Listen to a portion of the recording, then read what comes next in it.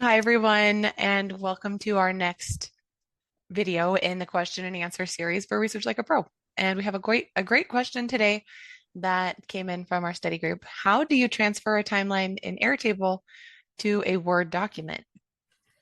And where we are always making our timelines in either a spreadsheet or Airtable, but then we want to sometimes put that information into a Word document. This is a good question. So I think it'll be helpful to talk about. So the question says, when I was using Excel for my timeline, I would copy and paste a table into my research project document. Now that I'm using Airtable, how do I put the timeline into my research doc without having to retype stuff? And I hate having to retype stuff, so I liked this question. And the first thought that came to my mind was a workaround that I figured out a while ago for Airtable, which was to create a table that's the same number of columns and rows and put that into Word. And then if you highlight an Airtable, you can copy and paste into Word that way, but you have to have the same exact number of cells. And another answer to the question is you can download your Airtable sheet or table as a CSV, and then you can copy and paste from Excel if you open that with Excel. But a new way that I've liked doing things recently is by using artificial intelligence. So I'll show that one. And there are multiple ways to do this, like I said, but I'm going to share this one. And so what I've been doing lately is I will go to the table that has the data in it that I want to put into Word, and then I will filter to just whatever data I want, whether it's a timeline on just one person or DNA matches descending from one specific child or whoever it is. And then I'll just either take a screenshot if it's small enough to take a screenshot. If it's like a long table, then you can either copy and paste that or take like a scrolling screenshot with Snagit. So let me show you what it looks like if you just copy and paste it. So here I've selected these cells, that's why they're all blue. And I copied them to get ready to paste them into Claude. And then I went over to Claude and I pasted it in, and I wasn't sure how this would turn out, like if it would be able to understand the pasted data, but it did just fine. And I told it to create a table with this pasted data from another table, and it created a table. And the first table that it did wasn't very good. It was Oh, actually, I didn't tell it to create a table. I said make a timeline from this table data, and it actually created like a narrative timeline. So then I said, now put this data into a table format and use a small font for the citation. I should have said make it a simple table that I can just copy and paste into Word.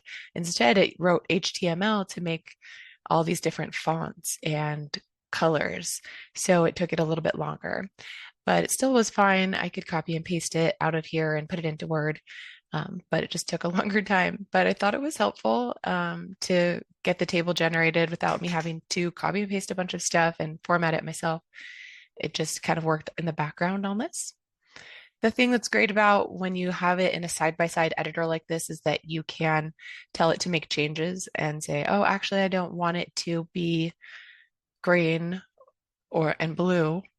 You need to change that to just be simple white and black. Or I want to have more specific details in the description, so add in everything that I actually had in the results column. Here's another example that I actually did last month in my own research, and I was compiling DNA match data from Airtable and putting it into my report. And I had a lot of different views in Airtable for my DNA match data, so I would filter and sort it to just see a subgroup of matches. And so throughout my report, I had like 5 different tables showing DNA matches. And they were all created with Claude using this method. So I would filter down to just like the 10 matches I wanted to use in that particular table and then take a screenshot.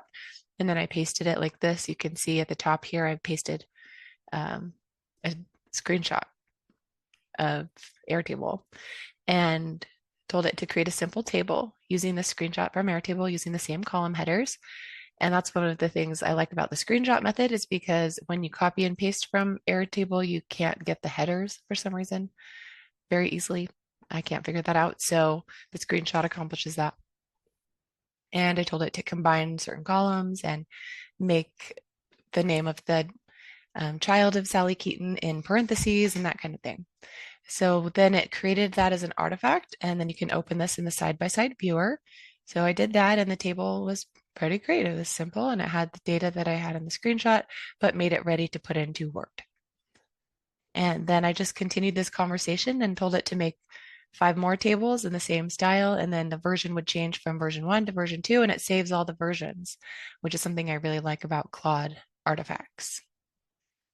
And this is what it looked like when I put it into Word. And later I anonymized my report because I'm getting ready to present it. And so you can see it doesn't have names, it has test taker numbers. But this table was created in Claude, and then I copied and pasted it into Word. And the way that it pasted in made it so that I could still work with the text, which was nice, so that I could change the formatting and adjust things as needed and retype names and that kind of thing. So the tables made in Claude, you can change and type into. You can also ask Claude to update and change the table, and it will give you a new version. And each version of the table is saved and you can go back to it, like I mentioned earlier. So here's another version. Well, I wouldn't say version in this case because I was just making new tables in the same conversation. But I pasted in another screenshot and said, make a new table just like the other one so that they were consistent. And so it added in the new data.